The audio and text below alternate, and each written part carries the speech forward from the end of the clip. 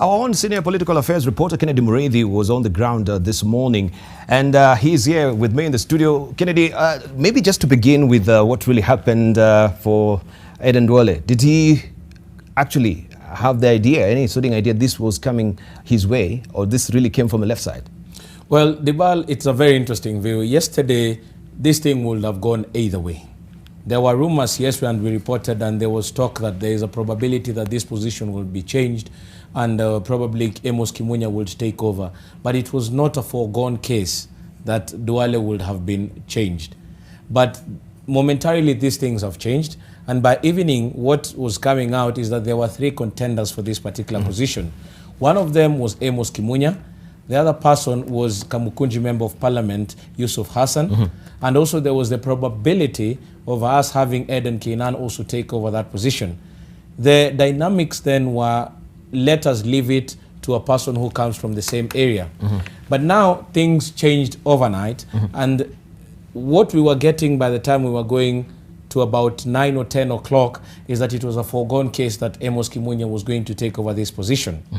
And this is what has happened in this meeting. When President Uhuru Kenyatta walked into the meeting, he came in a hurry because everything had been planned for him to do it from State House virtually. But now things changed and he had to come in himself. There was a rush to make sure that everything was in order so that if he comes in and does the meeting, not so much time will have been taken. So us as journalists, I was positioned at a place whereby I would hear what was going on inside the room. So when President Uhuru Kenyatta came in, the person who introduced him was the Secretary General of the party, that is Raphael Tuju. Yes. Then President Uhuru Kenyatta stood to give his introductory remarks. Yes. He said that we've observed COVID-19 rules, even in the way that we are sitting.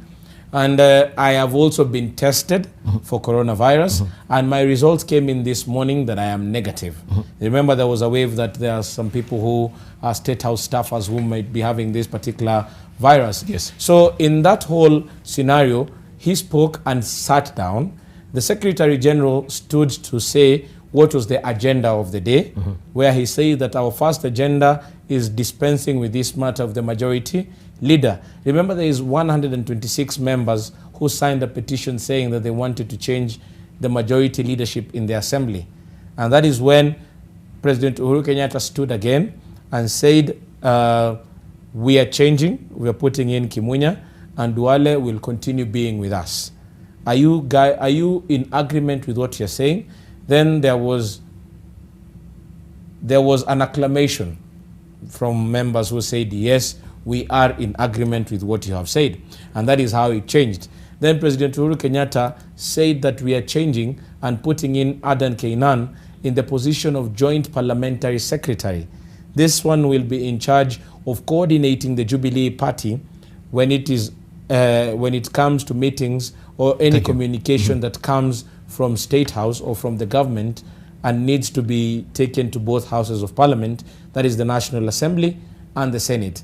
And after that, the president went on to speak about other issues with regards to achievements that the Jubilee government has made this far. Deputy President William Ruto did not speak in that meeting.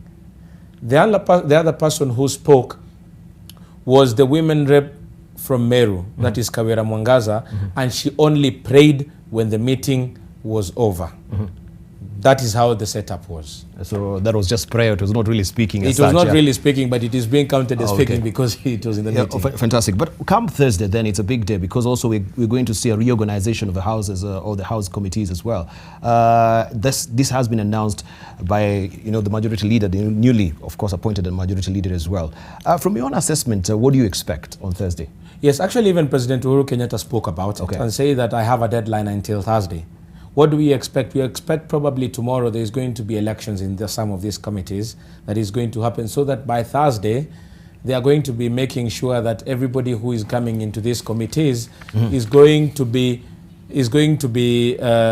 reflecting the new relationship between President Uhuru Kenyatta and the opposition leaders who are now coming in to work with him. Remember this, Dibal, this is all in preparation for 2022. President Uhuru Kenyatta was very clear in his speaking in that particular committee.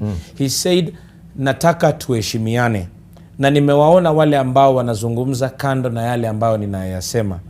2022 iko mbali, nimesalia na miaka 2 unusu. Niwacheni nifanye kazi. And I want to believe this was in clear